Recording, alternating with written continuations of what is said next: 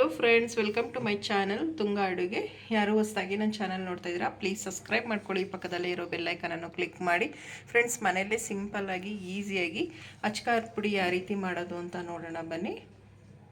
Friends ನೋಡಿ, ಗುಂಟೂರು ಮೆಣಸಿನ್ಕಾಯಿ ಇದು ಬಿಸಿಲಲ್ಲಿ ಒಂದೆರಡು ದಿನ ಚೆನ್ನಾಗಿ ಒಣಗಿಸಿ ಈಗ ಮಿಲ್ಗಾಗೋಕ್ಕಿಂತ ಮುಂಚೆ ಸೇಮ್ ಪ್ರೊಸೀಜರ್ ಇದನ್ನು ಉರಿಬೇಕಾಗುತ್ತೆ.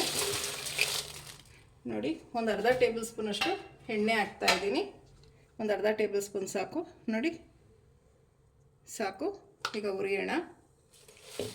ಜಾಸ್ತಿ ಇದನ್ನು ಅಷ್ಟೇ ಸೀಸಬಾರ್ದು, ಅಚ್ಕಾರದ ಪುಡಿ ಕಪ್ಪು ಬಂದ್ಬಿಡುತ್ತೆ.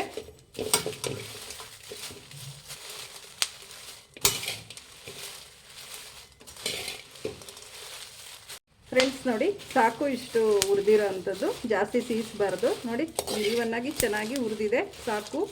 ಫ್ರೆಂಡ್ಸ್ ನೋಡಿ, 1 kg ಖಾರದ ಮೆಣಸಿನ್ಕಾಯಿ ಇದ್ದರೆ ಅರ್ಧ kg ಅಷ್ಟು ನಾನು ಬ್ಯಾಡಗೆ ಮೆಣಸಿನ್ಕಾಯಿ ತೊಗೊಂಡಿದ್ದೀನಿ ಕಲರ್ಗೆ. ಈಗ ಅದು ಹುರಿಯೋಣ.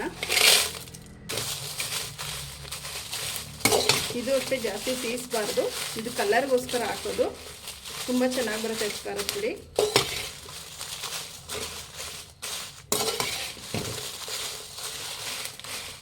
ನೋಡಿ ಸಾಕು, ಇಷ್ಟು ಹುರಿದಿರೋದು, ಚೆನ್ನಾಗಿ ಹುರಿದಿದೆ, ಕಪ್ಪಾಗಿಲ್ಲ ಎಲ್ಲೂ.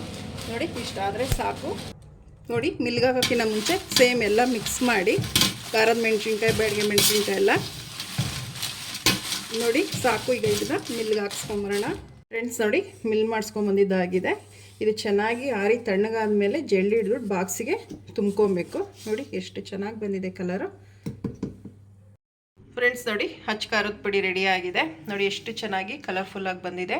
ನೀವು ಒಮ್ಮೆ ಟ್ರೈ ಮಾಡಿ ಹೇಗೆ ಬಂತು ಅಂತ ಹೇಳಿ. ನಿಮಗೆ ವಿಡಿಯೋ ಒಂದು ಸ್ವಲ್ಪನಾದರೂ ಇಷ್ಟ ಆಗಿದ್ರೆ ಫ್ರೆಂಡ್ಸ್ ಆ್ಯಂಡ್ ಫ್ಯಾಮಿಲಿ ಮೆಂಬರ್ಸ್ಗೆ ಶೇರ್ ಮಾಡಿ. ಪ್ಲೀಸ್ ನಮ್ಮ ಚಾನಲ್ನ ಸಬ್ಸ್ಕ್ರೈಬ್ ಮಾಡಿ. ಪಕ್ಕದಲ್ಲೇ ಇರೋ ಬೆಲ್ಲೈಕನನ್ನು ಕ್ಲಿಕ್ ಮಾಡಿ.